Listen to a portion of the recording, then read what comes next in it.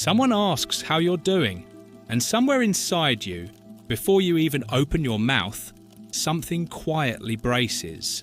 Not because you don't like them, not because you're having a bad day, just because you already know how this goes. Fine, good, busy. Yeah, the weather's been something. Can't believe it's already Friday. And you'll say all of it. You'll smile. You'll nod at the right moments. From the outside, it looks effortless. But on the inside, it costs something. You've sat in rooms full of people and felt completely alone. Not because no one was talking to you, because no one was really saying anything. And the gap between what's being said and what could be said feels like a kind of loneliness you can't explain to people who don't feel it. You've left parties feeling more empty than when you arrived. Not drained, empty. Like you spent 2 hours exchanging words without exchanging anything real. You've caught yourself hoping a conversation goes somewhere, watching for the moment it might drop below the surface. And sometimes it does. And everything changes. You come alive, you lean in. Time disappears. And sometimes it doesn't. And you leave wondering why something that's supposed to be connecting feels so much like going through the motions. You're not antisocial. You're not cold. You just need something that most conversations never offer. People will assume you're shy, or anxious, or maybe a little arrogant, too good for ordinary conversation. But that's not the full truth. Shyness is about fear, and what you feel isn't fear. It's closer to hunger that surface-level exchanges never satisfy. Here's what the research actually shows. Psychologist Matthias Mell at the University of Arizona attached audio recorders to participants and tracked thousands of real conversations across 4 days. What he found stopped people when it was published. The happiest people in the study had roughly twice as many substantive conversations as the least happy. Not more conversations, better ones. The quality of what people said to each other mattered far more than how much they talked. Small talk and well-being moved in opposite directions. What if your aversion to small talk isn't a social failure? What if it's your nervous system telling you exactly what it needs? Here's what happens inside you when a conversation stays shallow. You're present, you're listening, you're responding. But there's a part of your mind that's waiting, like a musician in an orchestra who hasn't been given anything to play yet. Alert, ready, slightly restless. The words are coming in, and there's nowhere to put them, nothing to do with them. They don't connect to anything that matters. And your brain, quietly, starts doing the math on whether it's worth continuing to invest. Your chest doesn't tighten exactly. It just stays neutral. Unmoved. And neutral for you isn't comfortable. It's a kind of low-grade exhaustion. Compare that to a real conversation. When someone says something that actually opens a door. When a question carries genuine curiosity behind it. When you realise you're talking about something that matters. Your whole system changes. Your voice shifts. Your hands start moving. Your eyes stop watching the room. Something in you that was waiting finally gets to work. That's not personality, that's neurology. This started long before you could name it. Maybe you were the kid who didn't understand why everyone talked so much about nothing, who found one-on-one conversations easier than group ones, who felt more at home in a book or a single long conversation with one person than in a room full of noise. You learned at some point that this was unusual. Maybe someone told you that you were too serious, too intense, that you needed to lighten up. So you practiced. You learned the scripts. You got good at the back and forth. But getting good at something isn't the same as finding it natural. And somewhere along the way, you started wondering if something was wrong with you. Why you couldn't just enjoy this the way other people seem to. You could. You just needed different conditions. Not better conditions. Different ones. The preference you've always had. For depth over breadth. For meaning over motion. That wasn't immaturity. It wasn't a phase you'd grow out of. It was information. Your mind was already telling you something true about how it works best. Here's why this isn't a personality quirk. Here's why it's biology. Neuroscientists studying brain differences between people who prefer solitude and depth versus those energized by social stimulation have found something consistent. People who gravitate toward introspection and depth show stronger blood flow in the prefrontal cortex, the region responsible for planning, reflection, and careful thinking, the deeper processing part of the brain. This isn't a small finding. It means the preference for depth over small talk isn't a choice you make. It's an expression of how your brain is already routing information. There's also a neurotransmitter piece worth understanding. The brain runs partly on dopamine, the chemical of reward and excitement. High stimulation environments flood the brain with it. For some people, that's energizing.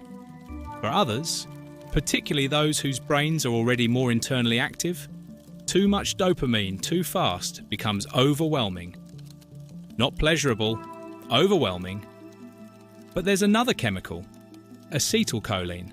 It's released during quiet, focused, internally directed activity. During deep conversation, deep thought, long reading, real listening. For your brain, acetylcholine is the reward, not the noise, the depth. You are not wired wrong.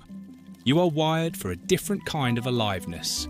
We live inside a social culture that was built for the surface. Networking events, office small talk, elevator conversation, party chatter. All of it designed around a very specific kind of connection. Fast, frictionless, broad. The ability to move through many exchanges without ever landing in any of them. And this culture has decided that the person who can do that effortlessly is good with people, which quietly implies that you, the person who needs more than that, are not. But think about what came before open plan offices and crowded networking rooms. The long dinner. The letter that took a month to arrive and another month to answer, thoughtfully, by hand. The conversation that lasted until the fire went out. Depth wasn't always inefficient. It was the whole point. The world sped up around you. Your nervous system didn't. And now you're being evaluated by rules that were written for a different kind of mind. You smile when you're supposed to. You ask about weekends and holidays and how the commute has been. You perform the ritual. You do it well. But you know what it costs. And you know, even if you've never let yourself fully believe it, that the version of you that comes alive in real conversation is not a performance. That version is the real one.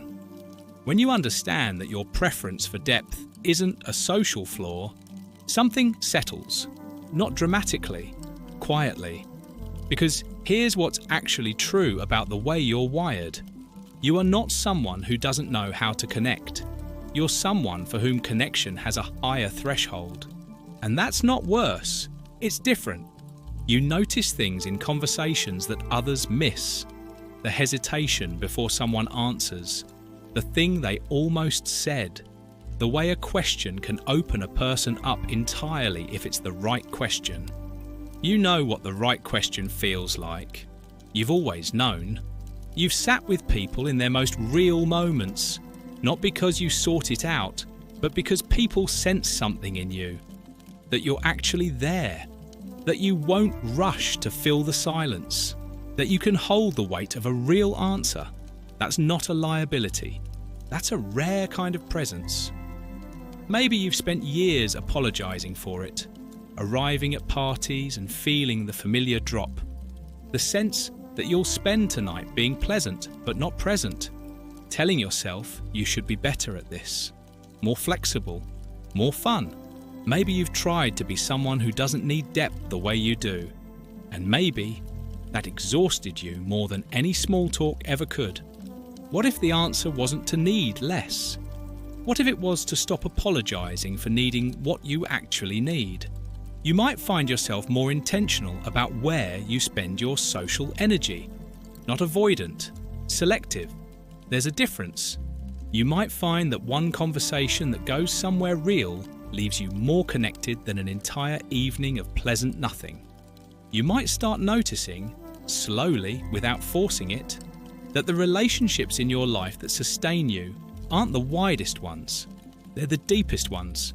Not because you're antisocial, because you know the difference between talking and actually reaching someone. And once you've felt that difference, the imitation stops being enough. That thing you've always felt at parties, that quiet loneliness in noisy rooms, that restlessness when conversation stays on the surface. It's not a flaw in you, it's a flaw in the room. Not every conversation, but the ones that never go anywhere.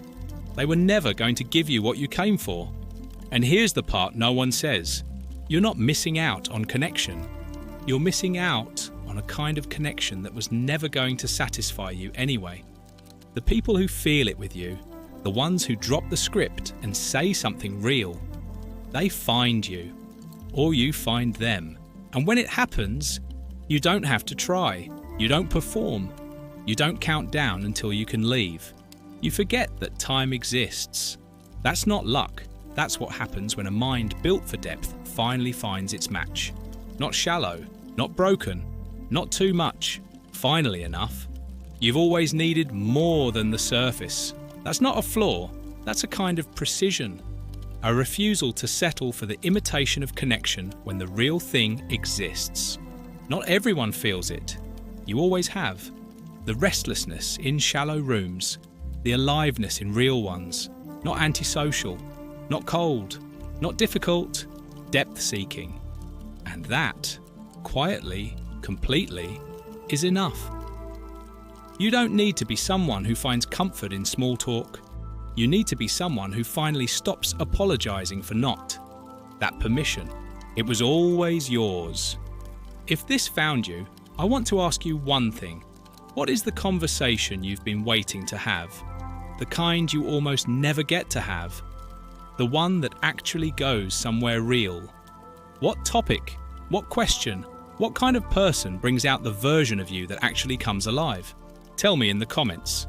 Because your answer might be exactly what someone else in this community has been waiting for someone to name first. I'll be reading everyone.